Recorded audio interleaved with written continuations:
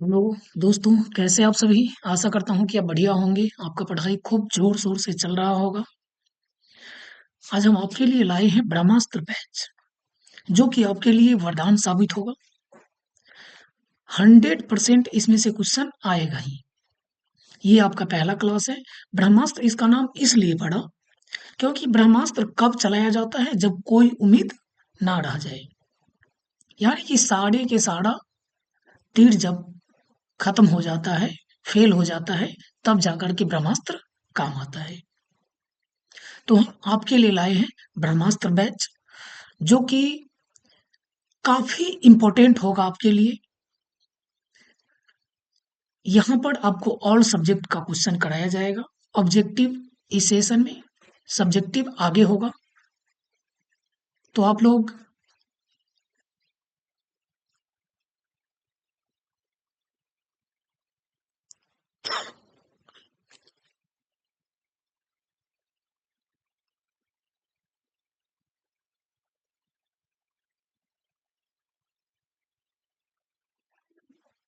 तो चलिए स्टार्ट करते हैं बिना किसी देरी का।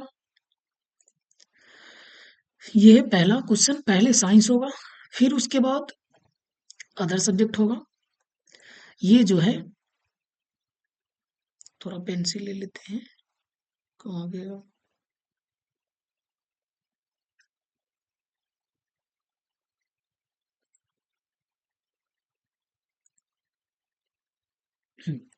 ये आपका सेटिंग 1 और 2 दोनों के लिए होगा। यानी कि प्रथम पाली में है तो भी, या फिर द्वितीय पाली में है तो भी, ये क्वेश्चन आपके लिए इम्पोर्टेंट होगा। तो आप पूरी क्लास को देखिएगा, और ये नहीं कि आज देख लिए और फिर छोड़ दिए। ये क्लास जब तक चलेगा तब तक आपका एग्जाम रहेगा। तो चलिए, पहला क्वेश्चन है कि पीएच स्केल का मान किसके लिए 7 होता है। तो पीएच स्केल जो होता है, वो एक ऐसा स्केल होता है जिसपे 0 से लेकर के और 14 तक लिखा रहता है। यह एक वैसा स्केल है जिसमें आपको अम्ल और क्षार का पता चलता है इसके वैल्यू से। यानी कि 7 से यदि कम होता है तो उसको हम लोग कहते हैं अम्ल।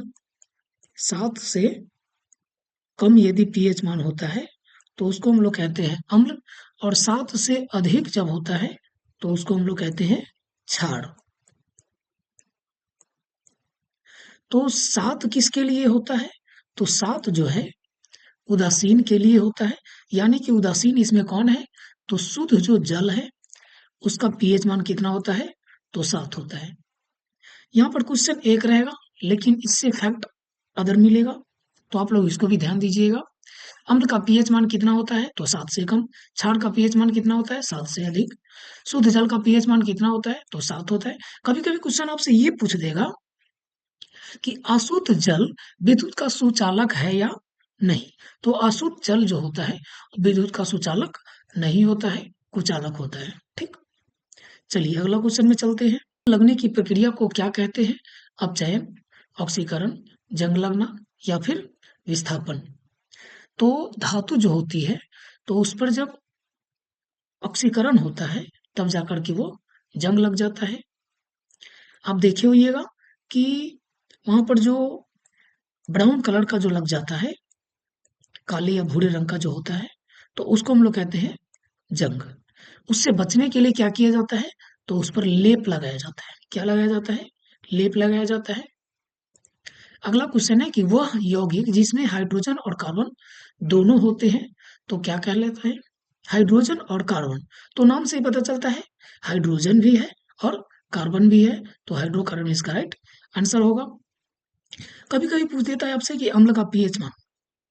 ओ सॉरी, वो तो बता दिए। लवण। लवण जो होता है, इसका साधारण नाम क्या होता है? तो NaCl। तो इसको भी आप लोग याद रखिएगा। अगला क्वेश्चन है, ज़्यादा एक्सप्लेन करेंगे तो ये वीडियो काफ़ी लंबा हो जाएगा। 2 घंटे के बदले 4 घंटे हो जाएगा, इसलिए हम लोग ज़्यादा एक्सप्लेन नहीं करते हैं। पानी का रासायनिक सूत्र क्या होता है? तो पानी का जो रासायनिक सूत्र होता है, चलिए आप लोग बताइए। H2O या H2O2 या फिर H2SO4 या फिर CO2। तो पानी का जो रासायनिक सूत्र होता है वो H2O होता है। तो इसका राइट आंसर होगा ऑप्शन नंबर ए। अगला क्वेश्चन है कि साबुन की प्रकृति में जो होती है वो क्या होता है? अम्लीय होता है या क्षारीय होता है या तटस्थ होता है या दोनों होता है? तो अम्ल का स्वाद कैसा होता है? खट्टा होता है। क्षार का स्वाद कैसा होता है? कड़वा होता है। और यदि आप लोग स्नान करते समय ये देखिएगा कि जब साबुन थोड़ा मुख में चला जाएगा, मुंह में जब आ जाएगा ना, तो हल्का सा कड़वाहट लगेगा। तो कड़वाहट कौन लगेगा? तो क्षार। तो इसका राइट आंसर क्या होगा? Option number B. अगला क्वेश्चन है कि विद्युत प्रतिरोध का इकाई यूनिट क्या है? विद्युत प्रतिरोध यानी कि रेजिस्टेंस का जो यूनिट होता है तो क्या होता है? वोल्ट, ओम, एम्पियर, वाट। तो वोल्ट जो होता है वो किसका होता है? विभवांतर का होता है। ओम किसका होता है? रेजिस्टेंस का। एम्पियर विद्युत धारा का। और वाट जो होता है वो वर्क का होता है। तो इसको भी आप ध्यान में रखिएगा। अगला क्वेश्चन है कि लेंस की फोकस दूरी जो मापते हैं तो किससे मापते हैं? Centimetre, metre, kilometre, degree. तो इसका राइट आंसर होगा ऑप्शन नंबर ए, सेंटीमीटर। अगला क्वेश्चन है विद्युत धारा का ऐसा ही मात्रक क्या है? अभी आपको बताए हैं विद्युत धारा का ऐसा मात्रक क्या है, आप लोग बताइए क्या है? हाँ बिल्कुल आंसर सही है। जो व्यक्ति ऑप्शन बी बता रहे हैं बिल्कुल सही है।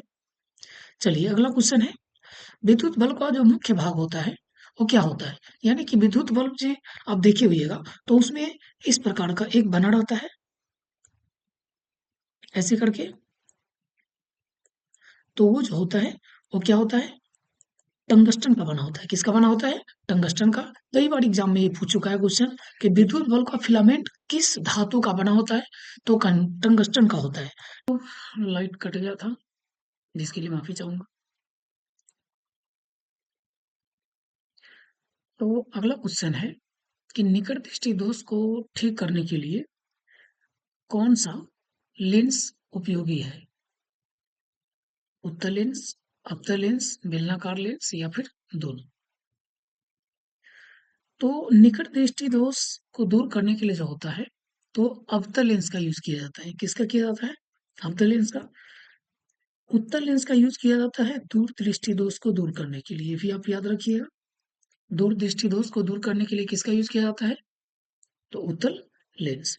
और निकट दृष्टि दोष को तो अवतल लेंस। क्वेश्चन कभी कभी ये पूछ देता है कि जरा दृष्टि दोष को दूर करने के लिए किसका यूज किया जाता है? किस लेंस का यूज किया जाता है?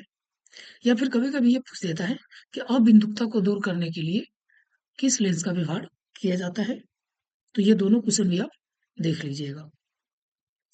अगला क्वेश्चन है कि भोजन पौधों में भोजन बनाने की प्रक्रिया को क्या कहते हैं? श्वसन ये तो नहीं है। प्रकाश संश्लेषण बिल्कुल राइट इसका आंसर होगा। सॉरी। अगला क्वेश्चन है कि मनुष्य के हृदय में कितने कक्ष होते हैं? यानी कि मनुष्य के जो हृदय होते हैं उसमें कितने वेस्म होते हैं? इंग्लिश में इसको कहते हैं वेस्म। तो 2, 3, 4 या 5? इसका ऑप्शन क्या हो जाएगा? सी। राइट आंसर क्या होगा? ऑप्शन नंबर सी, 4 वेस्म होते हैं। कई बार ये क्वेश्चन एग्जाम में पूछ चुका है, इसलिए आप इसे ध्यान में रखिएगा। अगला क्वेश्चन है डीएनए का खोज किसने किया? वाटसन एंड क्रिक ने, मेंडल ने, लुई पास्टर ने या फिर रॉबर्ट हुक ने?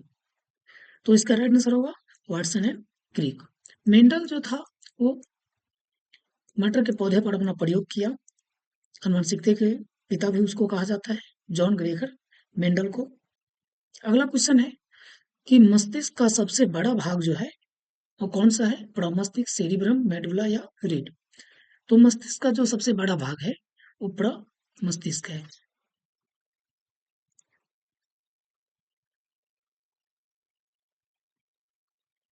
अगला क्वेश्चन है कि सूर्य का मुख्य ऊर्जा स्रोत क्या है? नाभिकीय संघलन, नाभिकीय विखंडन, नाभिकीय ऊर्जा या फिर विद्युत ऊर्जा। इसका राइट आंसर क्या होगा? नाभिकीय संघलन। विद्युत चुंबक बनाने के लिए किस पदार्थ के क्षण का उपयोग किया जाता है? इस्पात का, पित्तल का, नरम लोहा का, इनमें से कोई नहीं। चलिए बताइए आप लोग क्या आंसर होगा? हाँ, बहुत बढ़िया, इसका आंसर सी है, बहुत बढ़िया है। अब है कि इस्पात का यूज कहाँ किया जाता है? तो अस्थायी चुंबक बनाने के लिए किया जाता है। जब किसी चालक तार से विद्युत धारा प्रवाहित होती है तो गतिशील कण क्या होता है? परमाणु, आयन, प्रोटॉन या इलेक्ट्रॉन? यानी कि जब एक ये विद्युत का सुचालक कोई है और यहाँ पे जब वायर लगाते हैं तो इसे करंट पास करती है यहाँ तक, तो इस बीच में कौन ऐसा है जो इसको वापस यहाँ से यहाँ तक ले जाती है? परमाणु, आयन, प्रोटॉन या फिर इलेक्ट्रॉन? इसका राइट आंसर होगा ऑप्शन नंबर डी, इलेक्ट्रॉन। अगला क्वेश्चन है, प्रकाश के परावर्तन के नियम से निर्धारित होता है। ये क्वेश्चन कई बार एग्जाम में पूछ चुका है और इसको आप इजी नहीं समझिएगा।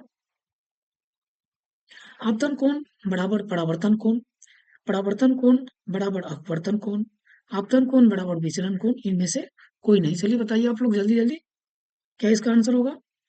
यानी कि प्रकाश के नियम जो होता है, परावर्तन के नियम, तो ये मिरर है, ये मिरर है और यहाँ से कोई यदि लाइट आती है तो यहाँ टकराने के बाद सीधा वापस चली जाती है, तो इसी को हम लोग कहते हैं प्रकाश का परावर्तन। ये जो बीच में होती है ये अभिलंब होता है। तो प्रकाश के परावर्तन में जो होता है, आने वाली किरण और अभिलंब के जो बीच कोण बनती है उसे हम लोग कहते हैं आपतन कोण, और जाने वाली किरण लौट कर जो जाती है उससे और अभिलंब के बीच जो कोण बनता है उसे हम लोग कहते हैं परावर्तन कोण। यानी कि साइन आई बराबर साइन आर, साइन आई बराबर साइन आर होता है। यानी कि आपतन कोण और परावर्तन कोण दोनों क्या होता है? बराबर होता है। कभी कभी इससे क्वेश्चन पूछ देता है इस प्रकार से, देखिए कि ये कोण दे देगा 60 डिग्री और कहेगा कि ये कोण कितना डिग्री है, तो आप बता दोगे 60 डिग्री। लेकिन कभी कभी क्वेश्चन ऐसा पूछ देता है,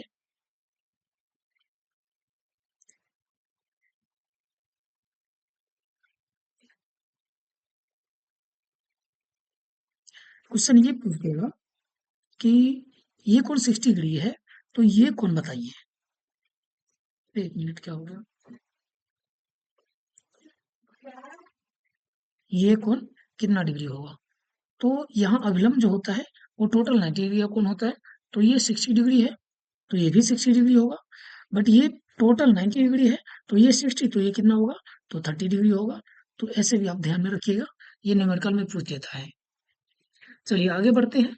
अगला क्वेश्चन है, प्रकाश तरंग का उदाहरण है, प्रकाश तरंग का उदाहरण है विद्युत तरंग, विद्युत चुंबकीय तरंग, पराबैंगनी तरंग, इनमें से कोई नहीं। इसका राइट आंसर होगा विद्युत चुंबकीय तरंग। अगला क्वेश्चन है, दर्पण के सामने किसी भी दूरी पर वस्तु का प्रतिबिंब सीधा प्रतीत होता है तो वह दर्पण होता है केवल समतल या अवतल या केवल उत्तल या फिर समतल अथवा उत्तल? तो इसका राइट आंसर होगा ऑप्शन नंबर डी, समतल अथवा उत्तल। अगला क्वेश्चन है कि निम्नलिखित में से किसमें प्रकाश की चाल सबसे अधिक होती है? तब तक आप एक क्वेश्चन बताइए कि प्रकाश की जो चाल होती है, ध्वनि की चाल बताइए, ध्वनि की चाल कहाँ पे जीरो होता है, यानी कि कुछ नहीं होता है, ध्वनि आवाज सुनाई नहीं देती है। कहाँ पे? तो निर्वात में। कहाँ पे? निर्वात में। कभी कभी ये क्वेश्चन पूछ देता है, तो इसका राइट आंसर क्या होगा? निम्नलिखित में से किस में प्रकाश की चाल सबसे अधिक होता है? कांच में, पानी में, लोहा में और निर्वात में। तो निर्वात तो होगा नहीं, लोहा इसका राइट आंसर होगा, क्योंकि ठोस में चले, तो इसका राइट आंसर होगा लोहा। अगला क्वेश्चन है कि किसी बीम का वास्तविक प्रतिबिंब बनाने के समान आकार प्राप्त करने हेतु बीम को उत्तल लेंस के सामने कहाँ रखना चाहिए? फोकस पर या वक्रता केंद्र पर या अनंत पर या प्रकाशिक केंद्र पर? तो वक्रता केंद्र इसका राइट आंसर होगा। अगला क्वेश्चन है कि एक उत्तल लेंस होता है, उत्तल लेंस किस प्रकार का होता है? देखिए, ये है उत्तल लेंस, यानी कि सभी जगह समान मोटाई का नहीं, बीच की अपेक्षा किनारे पर मोटा नहीं, किनारे की अपेक्षा बीच में मोटा, बिल्कुल राइट आंसर है। अवतल, तो इसी प्रकार से अवतल, तो अवतल ऐसा होता है, ये अवतल का है, यानी कि बीच की अपेक्षा किनारों पर मोटा होता है। अगला क्वेश्चन है कि किस लेंस द्वारा सिर्फ काल्पनिक प्रतिबिंब बनता है? तो राइट आंसर होगा अवतल। अगला क्वेश्चन है कि 1 एंगस्ट्रम का मान कितना होता है? तो 10 से लेकर के 10 एम तक इसका राइट आंसर होगा। अगला क्वेश्चन है कि समान व्यक्ति के लिए सुस्पष्ट न्यूनतम दूरी कितना है? तो न्यूनतम दूरी कितना है? 25 सेंटीमीटर। कभी कभी पूछ देगा आपसे कि दूर बिंदु कितना है, दूर बिंदु कितना है, तो अधिकांश बच्चे इसमें कंफ्यूज हो जाते हैं, 25 सेंटीमीटर लगा के आ जाते हैं, जो कि बिल्कुल गलत होता है। वहां पर होगा अनंत। क्या होगा? अनंत। अगला क्वेश्चन है कि मानव नेत्र में किस प्रकार का लेंस पाया जाता है, यानी कि आंख जो होता है उसमें किस प्रकार का लेंस पाया जाता है? तो उत्तल लेंस इसका राइट आंसर हो जाएगा। अगला क्वेश्चन है कि पुतली के साइज को नियंत्रित करता है कौन? तो पड़ी तालिका। अगला क्वेश्चन है कि एक कूलॉम विद्युत आवेश कितने प्रोटॉन से, यानी कि एक कूलॉम आवेश कितने विद्युत एक कूलॉम विद्युत आवेश कितने प्रोटॉन से बनता है? 1.6 गुने 10 टू द पावर -19, या फिर 1.6 गुने 10 टू द पावर 19, या फिर 6.25 गुने 10 टू द पावर 18। चलिए इसका आंसर बताइए आप लोग, क्या होगा? चलिए ठीक है, बिल्कुल सही इसका ऑप्शन नंबर सी। अगला क्वेश्चन है कि किस उपकरण में प्लस और माइनस चिन्ह नहीं होता है? तो कुंडली में नहीं होता है, एमीटर में, वोल्टमीटर में इसमें होता है। अगला क्वेश्चन है कि किसी बल्ब से 1 मिनट में 120 कूलम आवेश प्रवाहित होता है, तो विद्युत धारा का मान क्या होगा? तो इसका 2 एम्पियर होगा। ठीक, इसको बनाएंगे तो थोड़ा टाइम ज्यादा लगेगा, इसलिए अभी डायरेक्ट इसको याद कीजिएगा। आगे हम न्यूमेरिकल का जो क्लास लेंगे तो उसमें सारा न्यूमेरिकल आपको करा देंगे। अगला क्वेश्चन है कि विद्युत धारा के चुंबकीय प्रभाव का खोज किसने किया? तो इसका राइट आंसर होगा ऑस्टर नामक वैज्ञानिक ने किया। किसी विद्युत धारावाही सीधी लंबी परिनालिका के भीतर चुंबकीय क्षेत्र जो होता है कैसा होता है? सभी बिंदुओं पर एक समान होता है। अगला क्वेश्चन है कि ऊर्जा का सबसे जो उत्तम स्रोत है वो क्या है? बायोमास है। अगला क्वेश्चन है कि चीनी का सूत्र क्या है? तो चीनी का सूत्र क्या है? कहो 6H12O6, या फिर कहो 11H22O11। देखिए आपको बता देते हैं, C6H22O6 ये जो है ये ग्लूकोज का है। किसका है? ग्लूकोज का। और ये जो है सो चीनी का है, याद रखिएगा। तो इसी प्रकार से और आगे वीडियो के लिए आप चैनल को सब्सक्राइब कीजिए और वीडियो को लाइक कीजिए यदि पसंद आए तो। चलिए मिलेंगे, तब तक के लिए जय हिंद।